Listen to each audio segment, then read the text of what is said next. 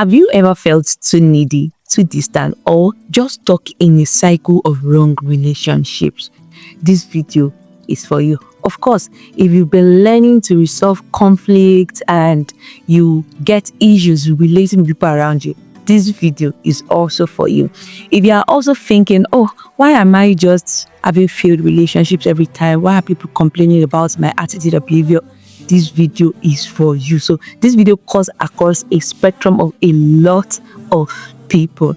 Hello there, my name is Omola Osunde and welcome to the Trauma Recovery series. And in today's episode, today's episode is actually a very important episode for any human. Why? Because it talks about something that is key to our human relationships. So do you want to have a thriving relationship? This video is also for you. Now, if you have MBA, so if you've always been thinking that, I don't know, I love him, but I'm just feeling like I just need some space. Yeah, displaying one side of about one or two attachment styles, and if you're like, oh, if he lost me, why not? If she lost me, why not? I'm good in my skin. You're also displaying a characteristics of another attachment style. So what are attachment styles? Attachment styles are actually those ways that we've learned growing up as children to give love, receive love, express our minds, resolve conflict, and even make critical life decisions. Yes, as children. Now, and trust me, this plays a huge role in our adult relationship. Cut about career relationships, workplace relationships, family relationships, and even casual relationships, and most importantly, romantic relationships, because this is a Valentine's special video. Now, we have 4 major types of attachment styles. The key attachment style, we have the anxious attachment style, we have the avoidant attachment style, and we have the disorganized attachment style. So you can call it S, which is secured, anxious, attachment, and disorganized. So SAAD. Now let's start from the first one, the secure attachment style. This secure attachment style is also known as the LD attachment style. In this secure or LD attachment style, these people are good in their skin. They are the kind of partners that they communicate well in relationships. They resolve conflict better in any place they find themselves. They are open and they enjoy both their personal space and shared space with others. Why did these people turn out to be this way? Because they grew up in an environment that encourages them to express their mind, corrects them in love, guides them aright, and of course puts a balanced measure of reward and punishment. So what are the traits you might see in yourself and in your partner to know that, oh, they actually have this secured attachment style? When they're having a bad day, they drop you a message. Hi there, I'm having a bad day. I'm working on figuring it out. I would love your opinion about how I can navigate around it. And of course, I would also love you to just give me some time to think through it. I'll get back to you.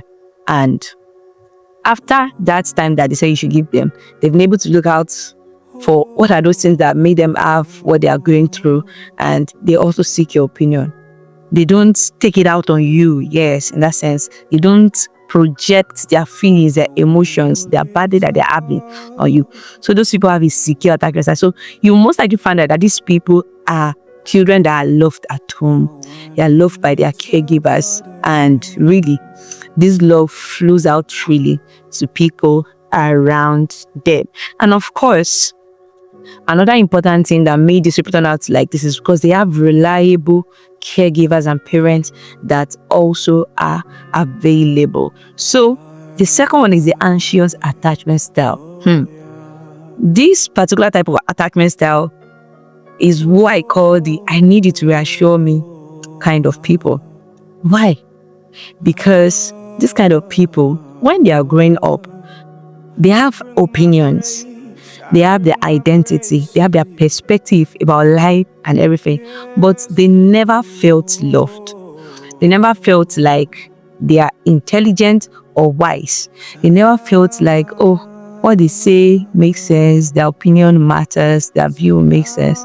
And they never got that privilege to be properly corrected. And also, they grew up in an environment where the measures of punishment and reward is not balanced. Also, what are the things that you will see in your partner? What are the things that you will see in your partner that you make them know that, okay, this person has an anxious attachment style? So, number one, when this person pulls away, maybe you have a minor disagreement, or they are having a bad day, or something is going on through their mind, they pull away. Why do they pull away? Because they feel like, I don't want to become a burden to this person. I don't want to become a burden to this person. I don't want to put my own pressures on them. Let me just figure this thing out. And while they are at it, they don't communicate with you.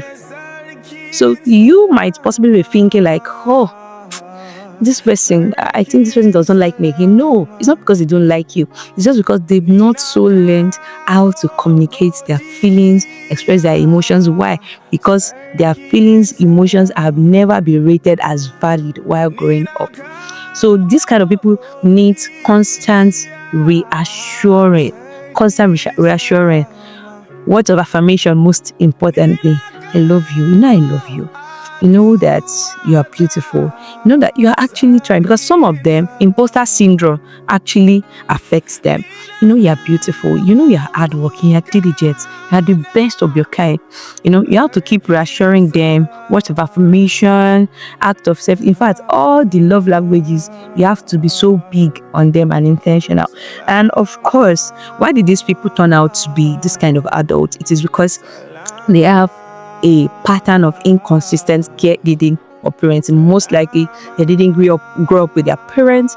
They didn't get to see their parents. Oftentimes, maybe people whose parents are working in all this work where you have to be transferring them from one state, city, nation to the other, or maybe they even lost a parent, or they just grew up in a kind of family whose family dynamics is highly disruptive, and they just need that reassurance. So your partner might actually be having this challenge of saying, oh, this person that is loving me so much, I just hope they will not leave, because they've had a pattern, past trauma, where one of their parents or two of their parents or their caregivers left.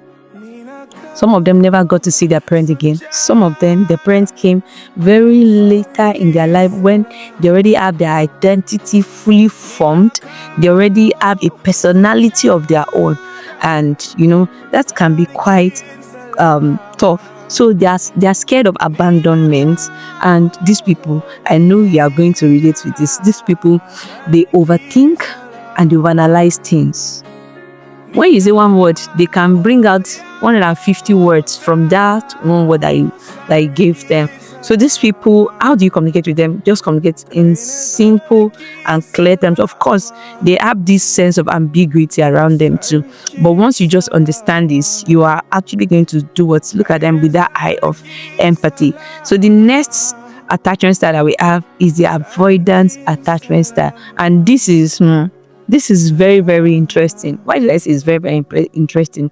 Is because a number of people are actually in this category. And what is the avoidant attachment style? They are the I don't need anyone people. Why did they say they don't need anyone people? Because they feel like when they were growing up, the emotional needs that they have were never met.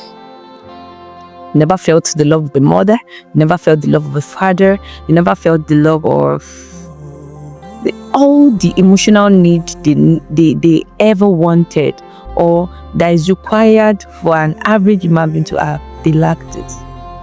And over time, they've grown up hustling, fending for themselves, looking out for their own self, and at a point, they become self-dependent and independent.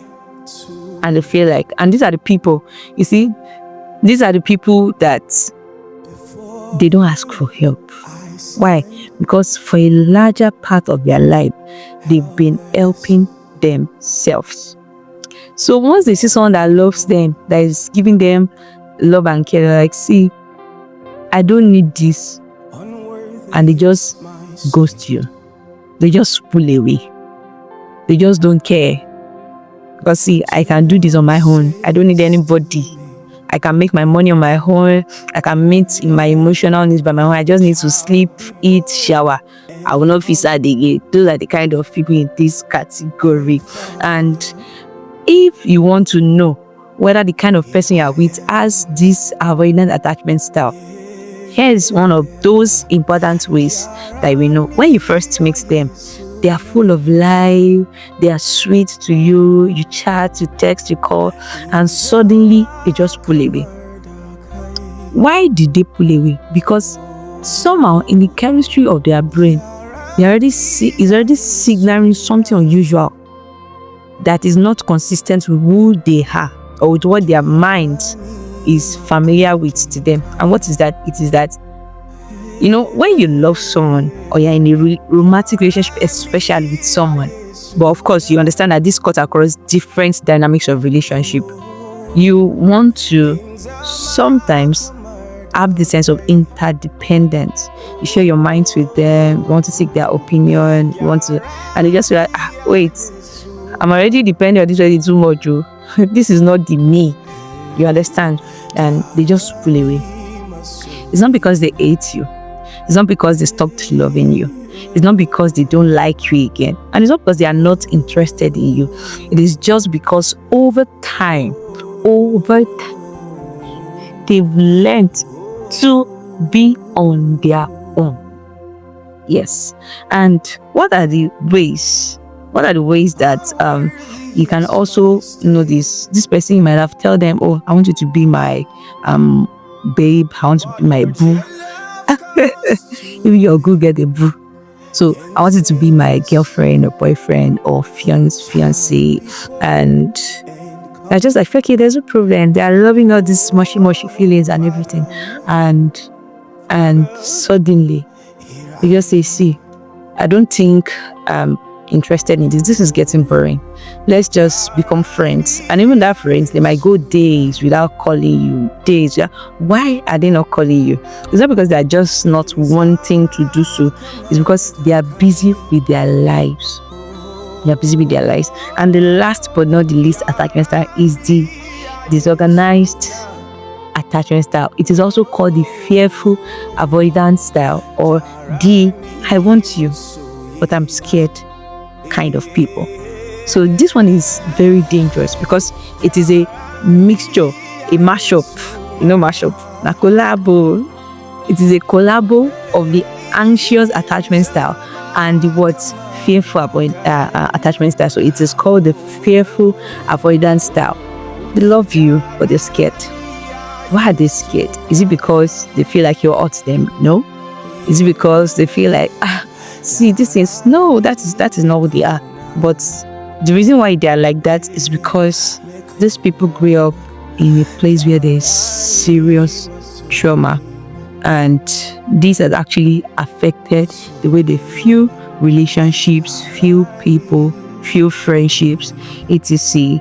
So they crave closeness, but then they sabotage it. They want to be with you. They want to speak with you. They want to hang out with you. They want to hold hands with you. They want to share their life burdens with you. But then they still push you away. It is common in most toxic relationships. I say, that guy is always abusive with words. He's always physically abusive, this and that. It's because they have this fear of avoidance. They love you, but they don't know how to keep you. Why? Because they grew up in an environment where they were either physically abused, verbally abused, or where one parent or the other or caregiver were not available. So what are the signs that you will see if you know, if you want to know that somebody has this? You see, I'm actually feeling for these people that somebody has this kind of attachment style. They just go cold suddenly. They just ghost you. and somehow maybe after 1 month they appear again. That's why, because they don't want to feel too attached to you. They love you. They go to your Facebook posts and look at it secretly. They like your pictures. They even screenshot it. They look at it endlessly. But they're like, I don't want to hurt this person. If I keep this person, I might hurt them, I might disappoint them, and several other things like that. So here is the good news. Your attachment styles are not set in stone. You can always work on them. And of course, one thing about learning about the different kind of attachment styles, the secured, the anxious, the avoidant, the fearful avoidant, is such that we can become self-aware, because one of the hallmark of any fruitful, beautiful, blissful relationship, regardless of the kind of relationship it is self-awareness of the parties that are involved. And the second thing about the understanding of these attachment styles is it makes you look at people without eyes, with that perspective of empathy. If you found this video helpful, and of course, for everyone that is joining this channel for the first time, informative and inspiring, I want you to drop a like, comment, and share. And I want you to let me know in the comment section if I should do a part 2 in telling you how you can help yourself develop a good attachment style, and not just attachment style, how to truly show love, express love, resolve conflict, make healthy decisions, and of course how to help your partners do the same. Once again, my name is Omolola Osunde, and this is the Trauma Recovery Channel. Thank you so much for